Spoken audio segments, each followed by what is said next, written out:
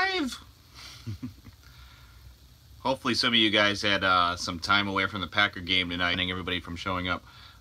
Looks like we got one guy here. Who's with us? Two people. I'll let a couple of you guys filter in before I start talking about what we're getting into right now.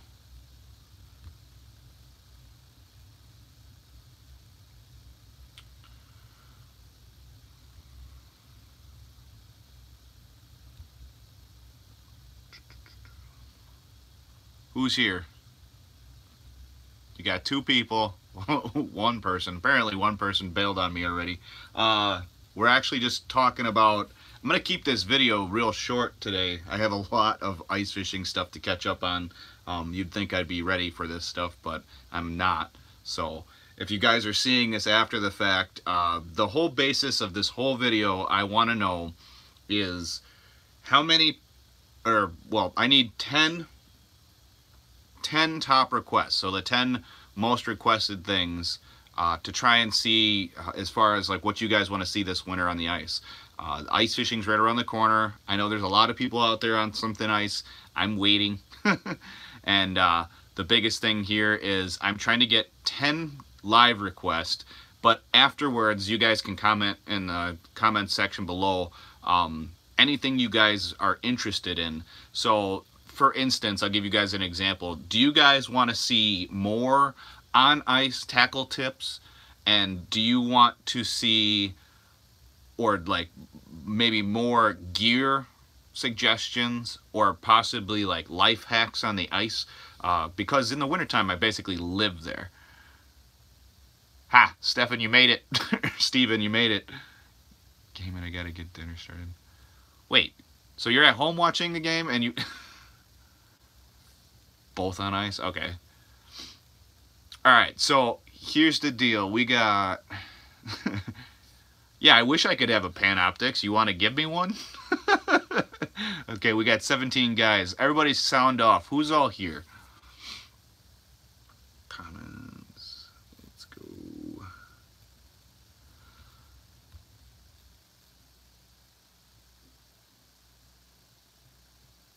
Baits as in like the lures or the actual baits themselves, like waxworms, minnows, stuff like that?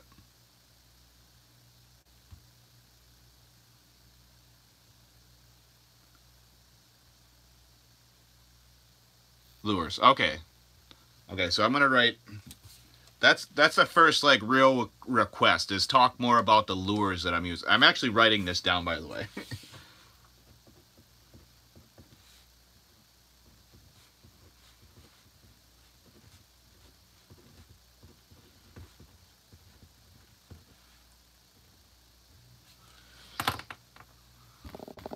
You lucky bugger. Southern Minnesota, you guys already have ice, don't you? Gear review along with tackle utilized for specific species. So, who said that? Let me see here. So, Normie 4210. Gear review along with tackle utilized for specific species. So, if I'm talking about like just anything, like I'll just use my jig box for example. So like if I was to talk about like the Ratfinky collection that I have, you guys would want me to talk about why I'm using them, or specifically what species I'm targeting with them, or I'm trying to understand the breakdown here. I want to help better, but I got to make sure I understand how you guys are talking about it.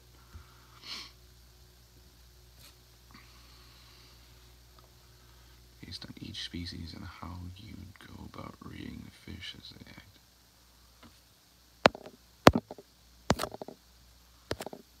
Oh, let me read that again real quick. Sorry, I want to make sure I read some of these and...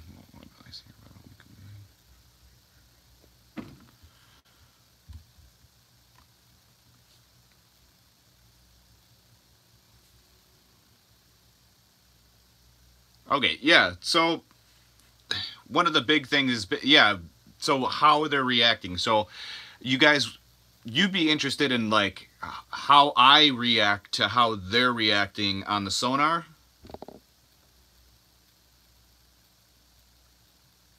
Yes, I do actually use Navionics.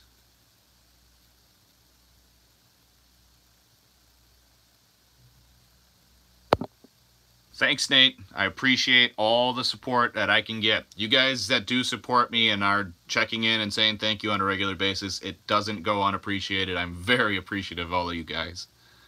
Ice fishing lines, nude ice here. Okay.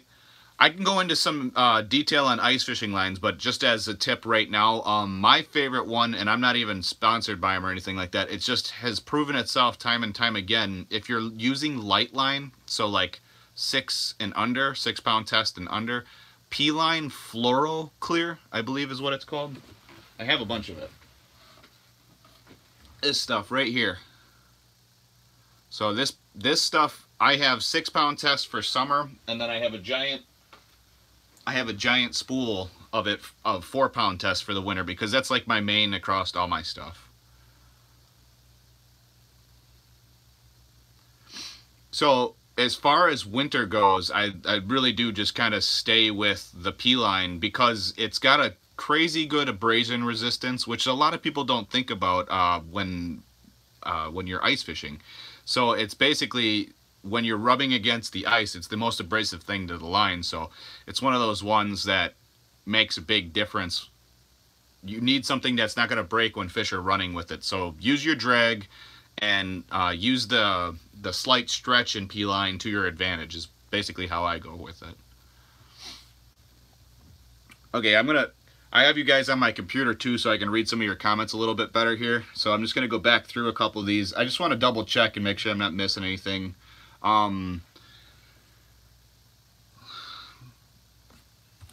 Lures.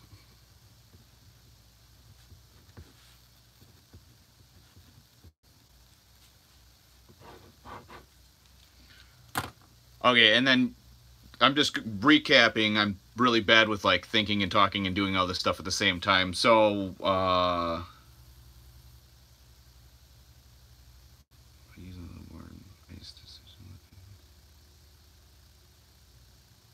when you say, Ethan, when you say on ice decisions, are you talking like what I make up on the fly? So basically what I instinctively do?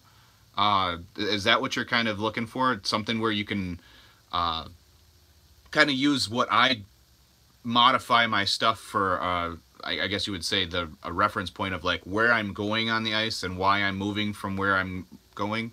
I guess that's just like an in-depth on how to fish that day.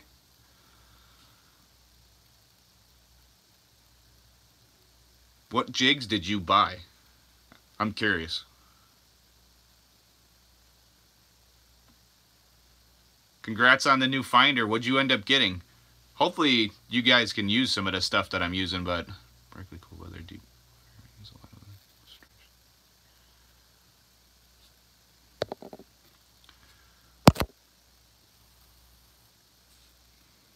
All right, so, like I said, sorry I'm bouncing back and forth here. I'm using the fact that I can scroll up and down on the computer a lot faster here. So if I didn't get back to you, the hook's that's a good unit. You'll actually love that, especially because if you fish ponds and stuff a lot, it'll give you a much better readout. Plus, just a tip, but if you're using that, I think that's the one you can mark your location on. If you can't, disregard that, but...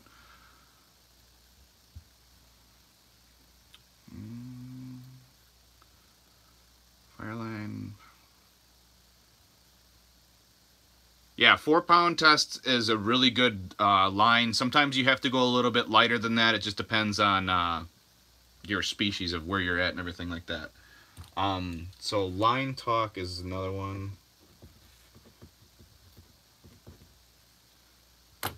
Okay, so far we have, I'm going to talk about lures more because that's something I'm really bad at. I'm sorry in the past that you guys had to deal with the fact that I wasn't exactly mentioning what my lures were and what they had done. You guys can go back through some of my old videos and kind of comment on those too, and just let me know, like, maybe you want to know something about it. I try to respond to most of you guys if I get a chance to. That's a big thing. So number 1, I'm going to talk more about lures. Number 2 so far is talking about line. What's another big one that you guys want?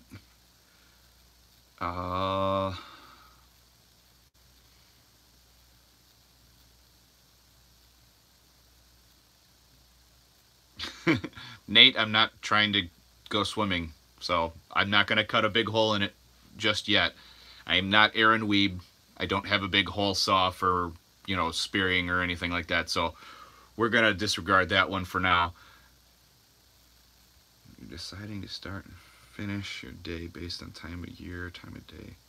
Okay, so Ethan, you want me to do like a... It's just like open water, so the time of year, your season, where the fish are at, early morning, noon, and night type thing. So just a general breakdown of the day.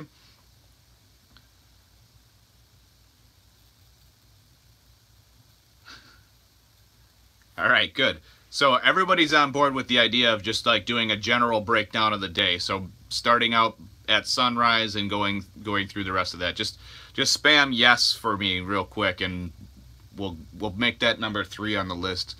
Because I can do a breakdown. That's a pretty easy one. It'll make life easier for everything, because if I'm doing a breakdown, then I have to do a lure breakdown in that. So you guys will get a 2 for 1.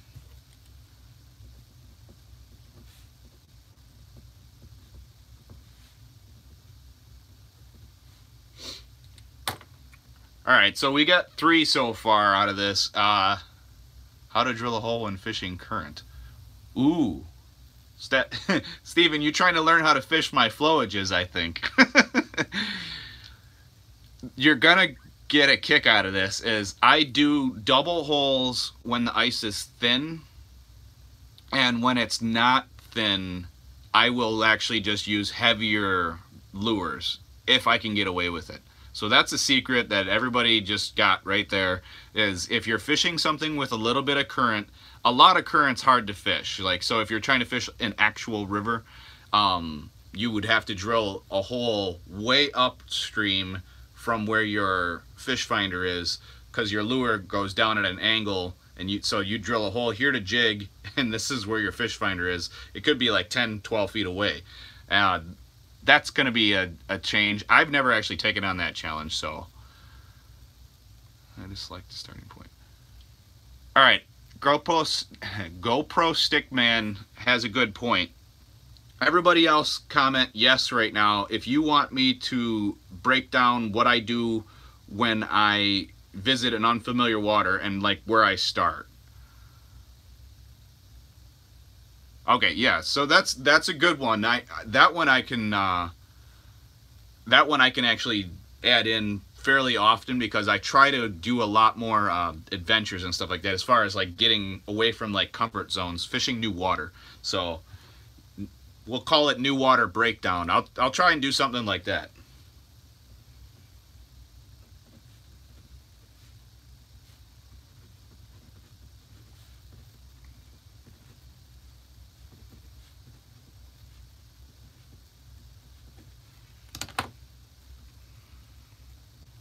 Steven, I have to fish the Green Bay area at least once this winter, hopefully more than once, but no, thank you. GoPro Stickman, you got me one of the better ones. New Water Breakdown is something that I try to do automatically, but it's one of those things, like, I know a lot of you guys don't have the option to have that experience of just going to new water all the time, thus creating a pattern. And the thing is once you get it to that point, you'll have a pattern, and that's the cool thing about learning it. So I hope I can help you guys do that. It'll definitely make a big difference.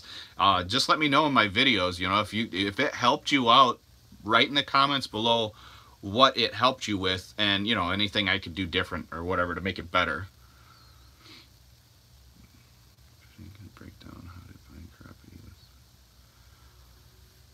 So breaking down water for like with or without a flasher is gonna go along the lines of like fishing new waters, so I can incorporate that.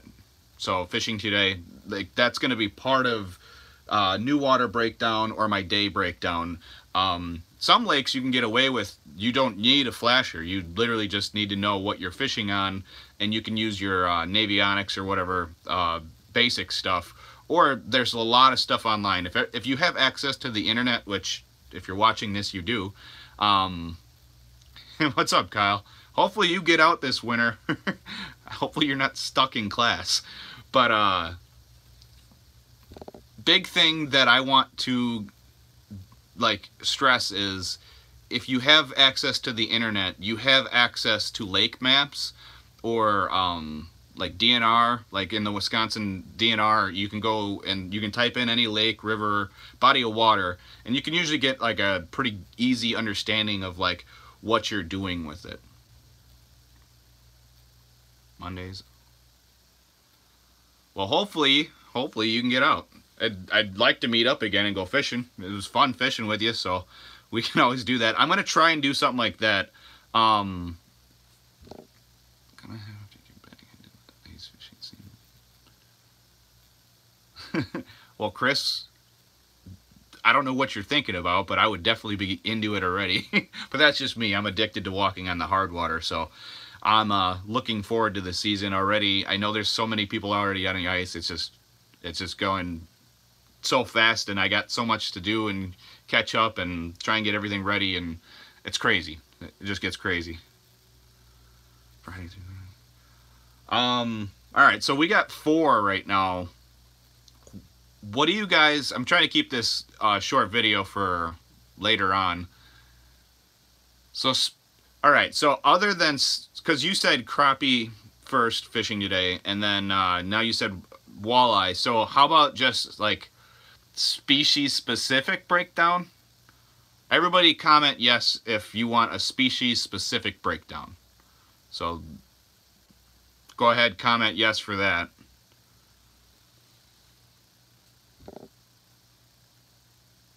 Okay, so like just to be positive, this is a yes, yes. Okay, there we go.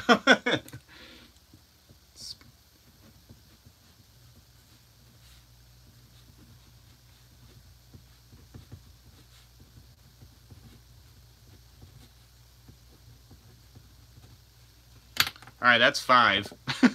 That's not too bad.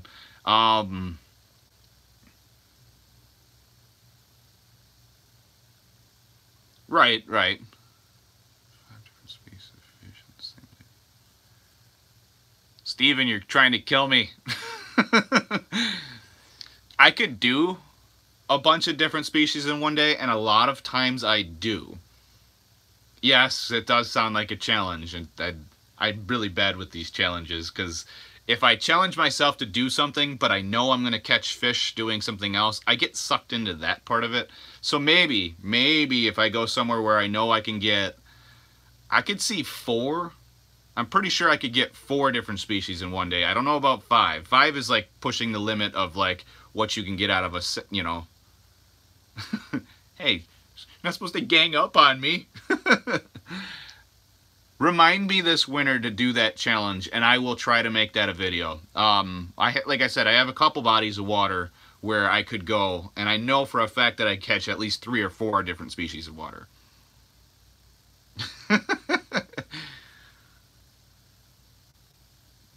All right, enjoy your Packer game. Targeting 3 different pinch species. Yes, but does that count? I don't know if that counts. Bluegill, crappie, perch, walleye, and cats. There you go. Yeah, true.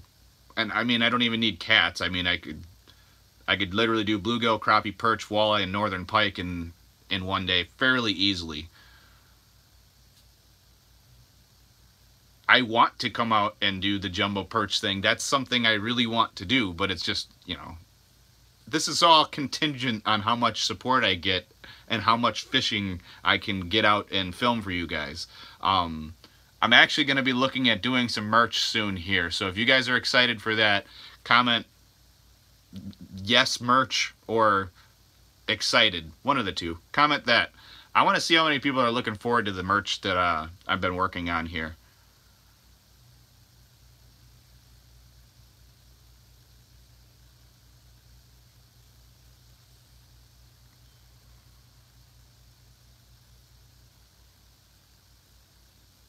Good deal. I'm excited. I mean, it's something new for me. It's something new to try with my creativity and stuff like that.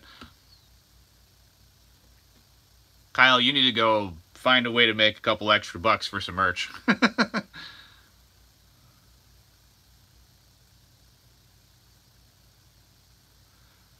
I do not have a price expectation. The big thing is I think you'll get a better deal at either show. Just a secret tip, but usually towards the end of the shows, they'll work deals with you. So always ask towards the end of the shows if if you're not worried about missing out on anything. My priorities are be on the water. I already did that college thing. Be better choice for bait for walleyes and shallow murky water. Is your preferred hole size change? I actually just run an 8-inch hole. I haven't had anything that I can't get through it. I've had things close to not be able to get through it, like big northern pike, fat walleye, or even like I've had really tall crappie get stuck in an 8-inch hole. But the big thing about an 8-inch hole is when it's when you have a longer, thicker ice. When you have thicker ice, you don't have a problem because when they get into the hole, they can't turn around and go back down the hole. If you run a 10-inch hole, they can turn around on you. So it gets ridiculous at that point. All right, everybody here right now, do me a favor, hit that thumbs up button. I just want to see if all 21 of you guys know where that is. GoPro stick. Yeah, exactly. So it's the trap, you know, it's the trap of the, once you get them in the hole, if they can't turn around and go back down the hole, you don't have to worry about losing fish. I've actually had a lot of fish come off in thick ice, and you just reach down in the hole and pull them out. So you're good to go once you get them in. Big holes, I could see if I was specifically targeting monster northern pike or like freakishly large walleye. That's the big thing. Good deal, Chris. I mean, it looks like this. Just so you know. Steven, are you first to everything? Curious. 6-inch hole with less than 8 inches of ice and less than fishing predators.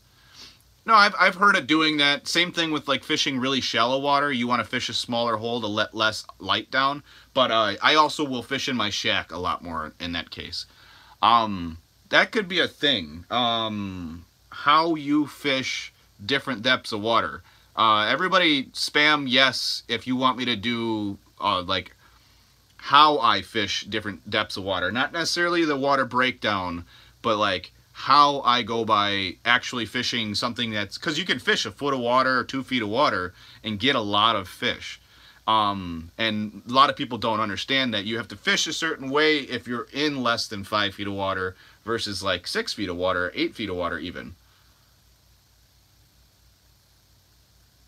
Yeah, no, it'll be an all-inclusive breakdown, but there's a reason you fish a certain way, and it'd be a lot of detail to go into right now.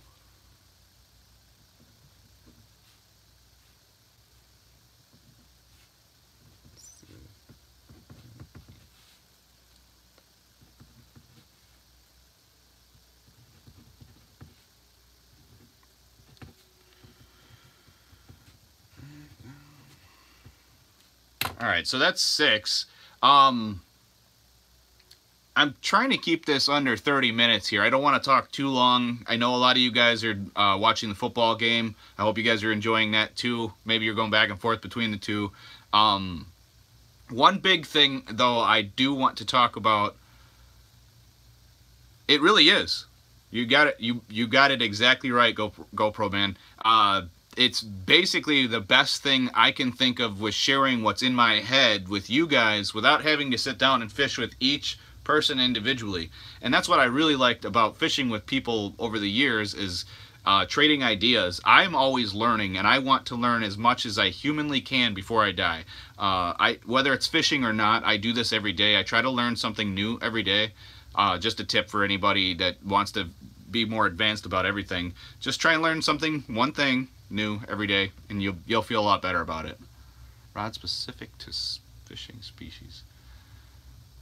So just a rod specific breakdown, like 100% just a rod. So if I'm talking about like my bullwhip, why I'm using that bullwhip for the specific species, right? Ethan, you're on point. So, okay. Okay, yeah, live bait versus plastics and rod specific. Those are two.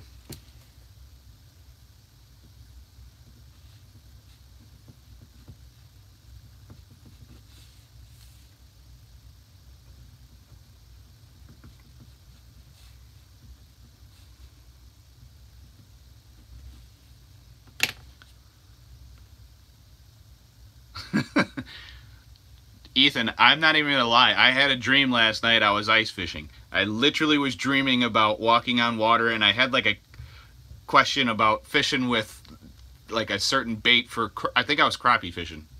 So maybe I should go crappie fishing first. Maybe it's an indicator. If you're dreaming about fishing for crappie through the ice, do that first. Nice. Yeah, mine did too, and then I went back to sleep. I don't really mess with scents. The only thing that I do like are those dyes. Because any kind of coloration separation or like difference, sometimes that's all that you need to make a difference to get a fish to bite is switching colors. It could be the same bait, but this just a slight difference in hue even might get them to bite. That's something. That's a good reason why you have like 5 of the same lure, but all the different colors. And it's not necessarily the same reasons that fishermen like those colors, because a lot of baits catch fishermen, less fish. That's the statement. But the big thing is just that little different. The little bit of a difference does make a difference. So. I've had better luck fishing scented plastics versus non-scented. Well, and obviously, like, so oils and stuff like that, anything that might have a scent that, you know, resembles a bait fish or a bug or something like that, I'm sure that that helps. I need to start fishing with blade baits first. Once I start fishing with blade baits, then I can discuss it. It might be a thing to do. I might do a live on the ice fishing blade baits, and I'll get all of your guys' input on you know, what to do with them. You guys can teach me something. That hit say yes in the comments. Spam yes and let me know that you want to help me try to use a new lure. And I'll ask you guys, you know, maybe I'll do a poll or something like that, and you guys can teach me how to use something. Floats versus spring power.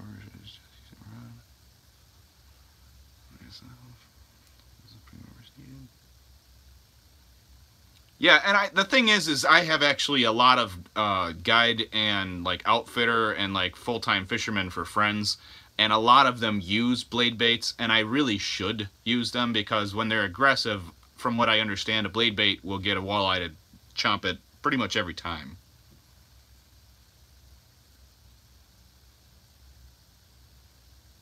Okay, yeah. No, I'm down like GoPro. I got that. Like I'm always down for trying new things, and any input is always good because then I can play with that. So even after I do a live feed with you guys, I'm gonna play with that the rest of the winter. I'm gonna see how to fish it, to see how it fishes and stuff like that. I would have to get used to fishing the Mississippi first. I don't really like the idea of it, but I also do love the idea of it because it's a great place to go, but I'm not a river or a backwater guy. I would have to fish with somebody who knows. So that's something else. I'm going to try and plan something like a get together with you guys at some new places. Maybe some of you guys can help me out, learn some new bodies of water. I'm always down to fish with new people, so that's a thing I'm going to keep in mind.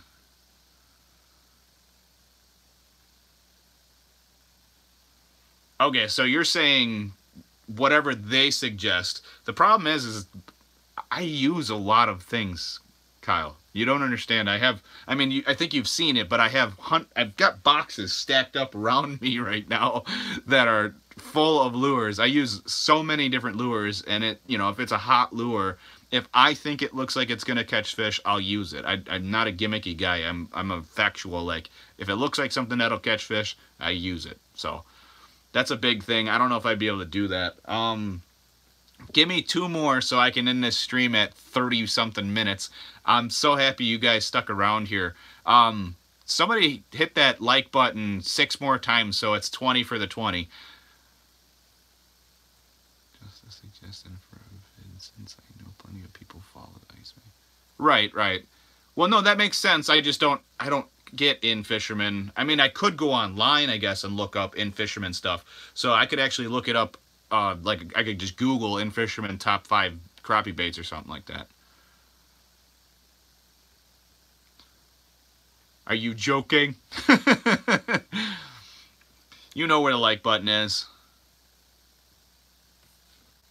What was that? More versus braid. Oh, mono versus braid. Okay. Well, you're already gonna get the straight up from me because I was gonna do the line talk on the ice and stuff like that. Then I'll probably do some more tackle tip videos. And I'll do a line talk, but I'm really big at the whole. I love my P-line. I'm addicted to it. Honestly, the only reason I switch out from P-line in open water to braid is I don't like the idea of casting with a thicker mono. So if you can fish a 30-pound braid that is like a 6-pound mono equivalent, you can throw a lighter lure much further for bigger fish without worrying about breaking off. That's why I fish braid. I've never really gotten into like the war of going back and forth between the lines. I've used hundreds and hundreds of different lines, and I just settled on P-line. Ooh, deals. And it's really good that you said that, Kyle. That's the best one.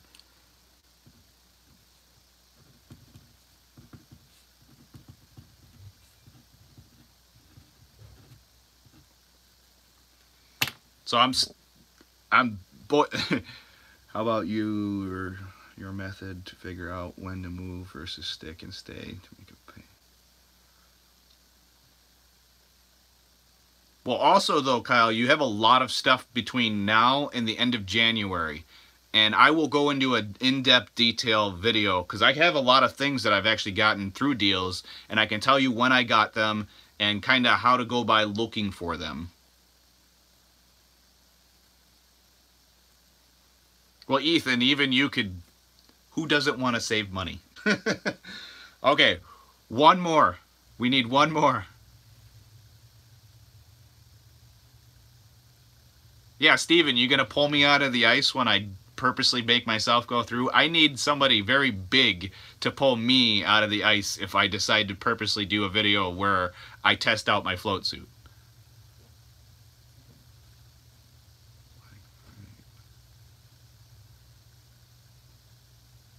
Right. Kyle, you're Black Friday. You definitely need to keep Black Friday in mind. Yeah, but it's not as real GoPro if I'm not in frigid water. It's been a while since I've gone through, thankfully, but I kind of want a refresher in the sense that I like to remind myself how much it hurts to be in ice water. It's one of those things. If you know what it feels like, you're more cautious. Nate, I might do that in shallow water. I might do that.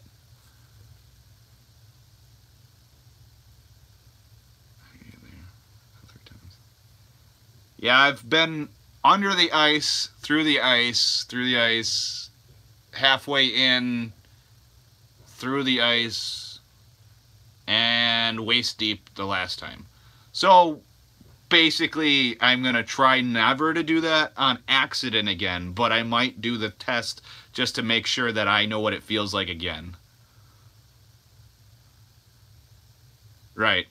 Well, it's better to not take chances. I mean, you really shouldn't, because it will bite you real quickly if you do. I've unfortunately known enough people that have lost their lives to it, so you have to be safe. You have to use the right stuff. Do you guys want me to do like an updated safety video?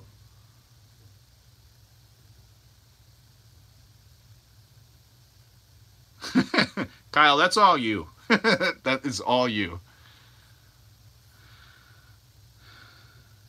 Okay, so this will be number 10 if I choose it. All over safety video. So basically, like he was, so GoPro said it. So like, about my Nebulous, what would you do to use it, how to safely check ice, how to tell when ice is bad. I mean, I have a lot of individual videos for that, but I can do an updated one for first ice, mid-season, at the end of the season. So that'd be 3 videos actually I can do for you guys. If you guys want to see that, just yes.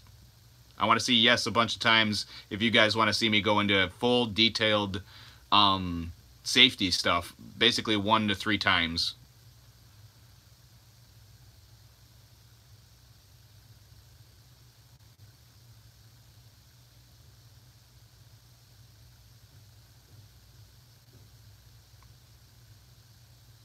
All right, so that's going to be, well, that'll be number 10. I'm going to write that one down. So, complete overview of safety for first ice, mid-season, and late ice. And a lot of people don't even think about mid-season, but it's one of those things that you got to keep in mind. And I can actually do a very good thing because I have a couple lakes that will make a good point for everybody to pay attention to. So.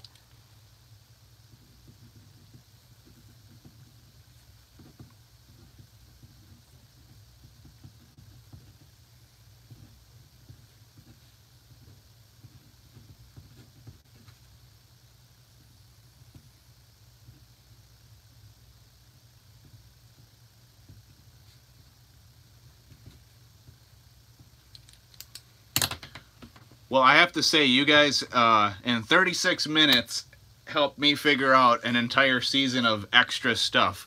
And I hope I help you guys out with this stuff. I mean, the biggest thing is, that's what this is for. I mean, we're trying to help each other out, be safe, have fun on the ice, enjoy stuff. Right, Steven. Like I said, I have a couple places, Steven, that if I showed you them, you'd definitely wonder why I was out there. But it's where the fish are. So there's a lot of neat little nuances, and I'll do this again probably in a month or so here. I'll probably do another, you know, basic thing, but I actually have, I'm sorry, fishing, I have to do one thing. Everybody comment below real quick here, what do you think I need to go do right now? Because I have to actually get going. I just don't want to cut it out on you guys if you guys don't know where I'm going. Curious. I want to see how many of you guys follow me. No, no, Kyle. It's the other thing that there you go. No, we got two right. So out of 19 guys, you got 2 right, huh? No, I gotta actually, I have to hit the gym, and then when I get done from the gym, I come home, and this is why I don't ever sleep, because I always go to the gym. It's a necessity, but then I try to come home and get all my stuff done for the night. So I'm really happy all of you guys came through. I will be on ice very soon here. And I will be keeping this stuff in mind. I'll probably do a couple things that you guys suggested on the first video or the second video. And then obviously you guys keep sharing, keep doing all your stuff. We're getting closer to 4K, and I want to give somebody that ice fishing setup before it's fully fledged ice season. I want to give one of you guys the ice setup and make it so that you guys can actually use it this season. So share, do whatever you guys got to do to get the word out. And I'm really glad you guys stopped by. I'm very, very appreciative of that. We got 40 minutes. It's the longest one I've done so far. But we all learned everything, a bunch of stuff. And obviously, if you're seeing this after the fact, just remember, you can comment as much as you want, and I will read them. I try to read every comment, especially if it's a suggestion or something like that. I'm trying to help you guys as much as I can. So I will see you guys around, and thanks again for stopping by.